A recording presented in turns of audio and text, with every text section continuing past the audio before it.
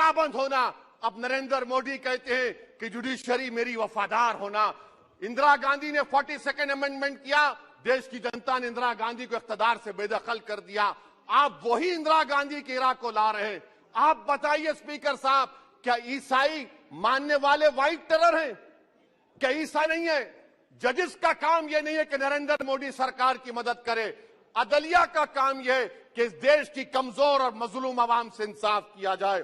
चौथा पॉइंट, पैसा खाकर भाग चुके हैं या बैठे हुए, उसमें कोई मुगलों का नाम है क्या?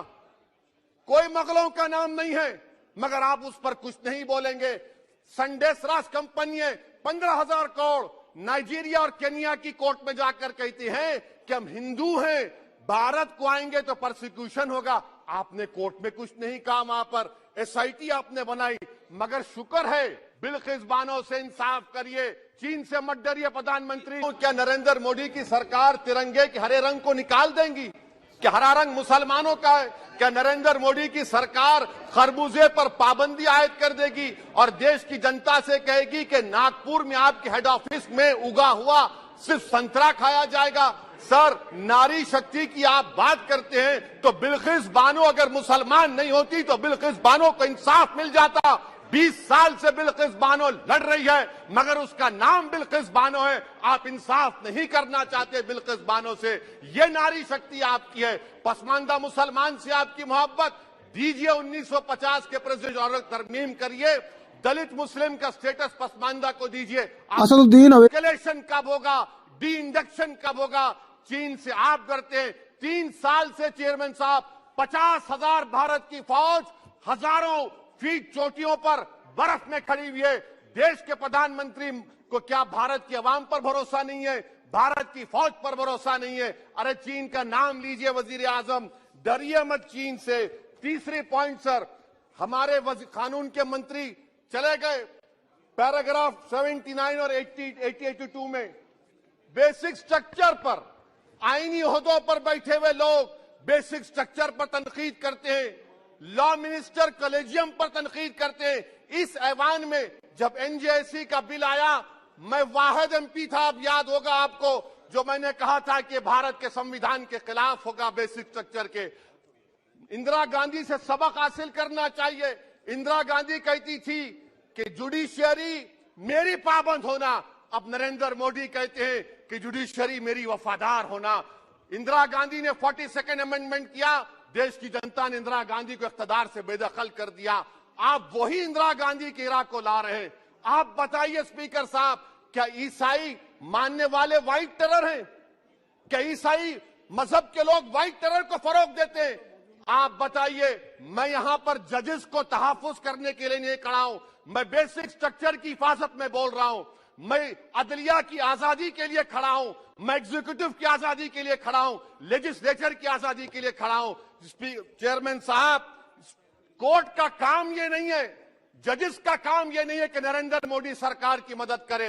अदलिया का काम यह है कि इस देश की कमजोर और मजलूम आवाम से इंसाफ किया जाए। चौथा पॉइंट स्पीकर साहब, यहां पर एक बड़े सरमाएदार का जिक्र किया गया है। क्या यह बात सच नहीं कि कांग्रेस और बीजेपी ने ओलिगार्क्स को पैदा किया? आप दोनों ने मिलकर ओलिगार्क्स को पैदा किया। आज इसी वजह से 60% मुल्क की दौलत 1% जनता के पास है। आप दोनों ने बैठकर मलाई खाई और गरीब और नौजवान पिस रहा है। अरे बताओ, ये जो 28 लोगों की लिस्ट है जो देश का पैसा खाकर भाग चुके हैं या बैठे हुए, उसमें कोई मुगलों का नाम है क्या? कोई मुगलों का नाम नहीं है, मगर आप उस पर कुछ नहीं बोलेंगे। संडेस राज कंपनी 15,000 करोड़ नाइजीरिया और केनिया की कोर्ट में जाकर कहती है कि हम हिंदू हैं, भारत को आएंगे तो प्रोसिक्यूशन होगा। आपने कोर्ट में कुछ नहीं कहा, वहां पर एसआईटी आपने बनाई, मगर शुक्र है। मैं लाइटर वेन में कह रहा हूं कि हाइडेनबर्ग अगर यहां होता तो यूएपीए लग जाता उस पर। और सर, मैं नरेंद्र मोदी सरकार को मशवरा दे रहा हूं लाइटर वेन में कि ये अंग्रेजी का अल्फाबेट ए बड़ा अशुभ है आपके लिए। AA को आपने कहा कि बेटा फाइटर एयरक्राफ्ट बनाओ, बैंकरप्ट हो गया। अब कैपिटल A को आपने 17 इंडस्ट्री दे दिए, हम पूरे विश्व में मार्केट कैप हमारा 5वें नंबर पर आ गया। सर देश के प्रधानमंत्री, से बताना चाह रहा हूं कि वजीर दाखिला का नाम भी ए से शुरू होता है।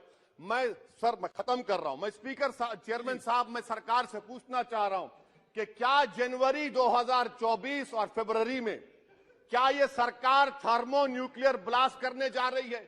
कि आपने हमारे अतराफ में देख लिया कि उसके अवाक़िब व नताइज क्या निकलने वाले हैं?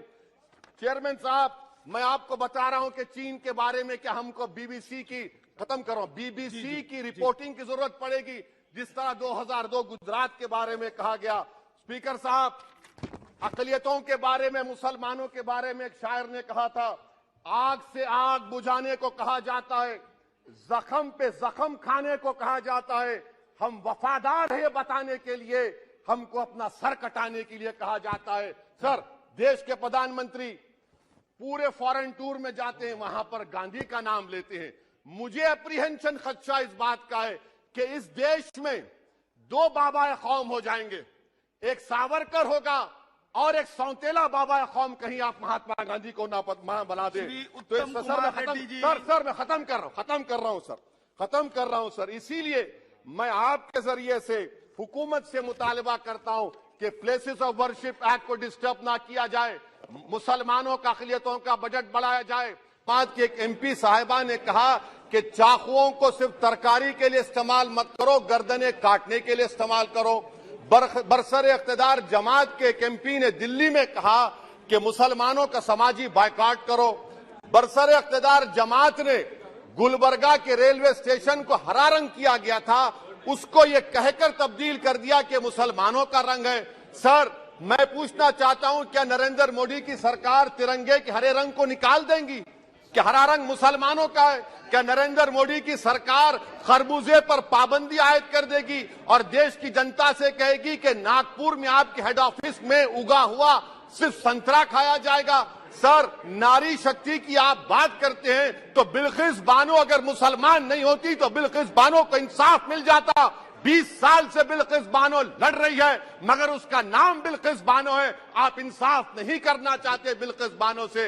ये नारी शक्ति आपकी है। पसमानदा मुसलमान से आपकी मोहब्बत, दीजिए 1950 के प्रेसिडेंट ऑर्डर तरमीम करिए, दलित मुस्लिम का स्टेटस पसमानदा को दीजिए। आप नहीं देना चाहते। क्या मजहबी आजादी का उनको हक हासिल नहीं है? स्पीकर साहब, मैं मुसलमान हूं, मेरे बगैर ये मुल्क नामुकम्मिल है। मैं इस मुल्क का यरगमाल नहीं हूं, मैं इस मुल्क का कैदी नहीं हूं। मैं पूरे सिटीजनशिप की राइट को चाहता हूं और अभी चाहता हूं। कब आप बिहार के सुरजापुरी और कोल्हिया बरादरी को कौमी ओबीसी स्टेटस देंगे? स्पीकर साहब, दूसरी अहम बात मैं कहना चाह रहा हूं, चीन का जिक्र आपने किया। क्या प्रधानमंत्री अपनी जबान को जुम्बिश देंगे और चीन का नाम लेंगे? क्या आप चीन को डेमचौक और डेमसांग से उखाड़ कर फेंकेंगे?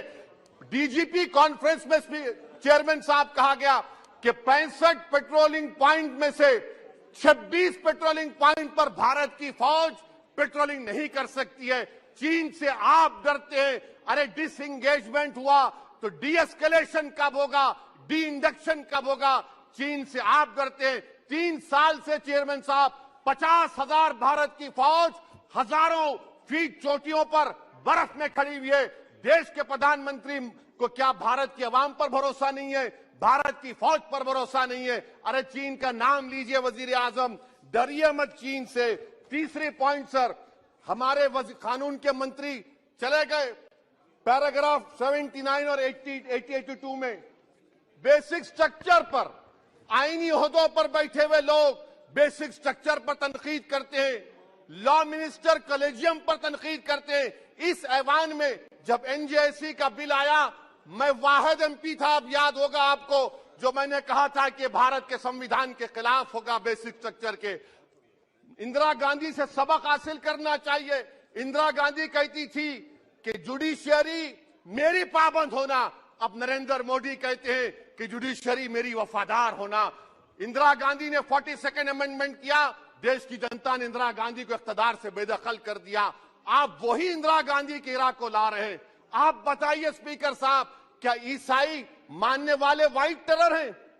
क्या ईसाई मजहब के लोग व्हाइट टेरर को फरोग देते हैं? आप बताइए। मैं यहां पर जजेस को तहफ्फुज करने के लिए नहीं खड़ा हूं, मैं बेसिक स्ट्रक्चर की हिफाजत में बोल रहा हूं। मैं अदलिया की आजादी के लिए खड़ा हूं, मैं एग्जीक्यूटिव की आजादी के लिए खड़ा हूं, लेजिस्लेचर की आजादी के लिए खड़ा हूं।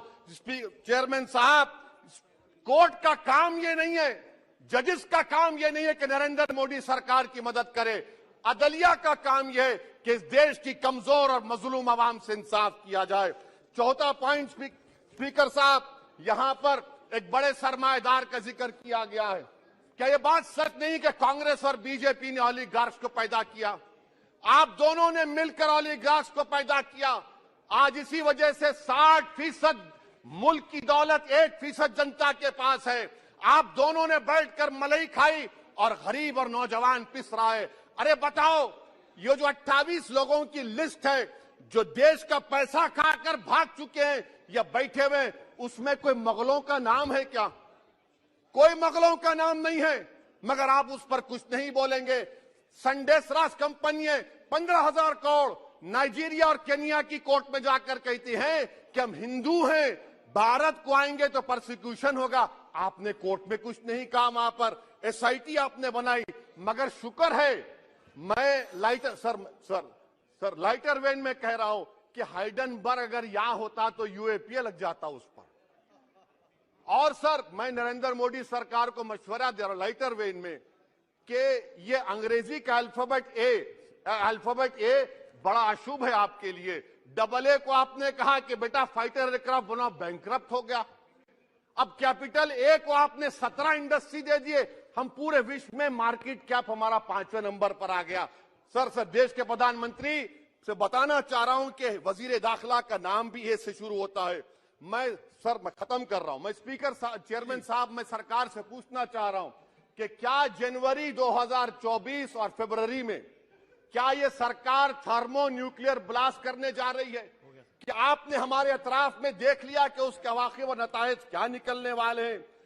चेयरमैन साहब, मैं आपको बता रहा हूं कि चीन के बारे में क्या हमको बीबीसी की रिपोर्टिंग की जरूरत पड़ेगी, जिस तरह 2002 गुजरात के बारे में कहा गया। स्पीकर साहब, अकलियतों के बारे में, मुसलमानों के बारे में एक शायर ने कहा था, आग से आग बुझाने को कहा जाता है, जख्म पे जख्म खाने को कहा जाता है। हम वफादार है बताने के लिए, हमको अपना सर कटाने के लिए कहा जाता है। सर, देश के प्रधानमंत्री पूरे फॉरेन टूर में जाते हैं, वहां पर गांधी का नाम लेते हैं। मुझे अप्रीहेंशन, खदशा इस बात का है कि इस देश में 2 बाबा कौम हो जाएंगे, एक सावरकर होगा और एक सौतेला बाबा कौम। कहीं आप महात्मा गांधी को ना बना दे तो सर मैं खत्म कर रहा हूं सर। इसीलिए मैं आपके जरिए से हुकूमत से मुतालबा करता हूं कि प्लेसेस ऑफ वर्शिप एक्ट को डिस्टर्ब ना किया जाए, मुसलमानों का अक़लियतों का बजट बढ़ाया जाए, बिल्किस बानो से इंसाफ करिए, चीन से मत डरिए प्रधानमंत्री, चीन को कार्ड पर फेंकिए। शुक्रिया।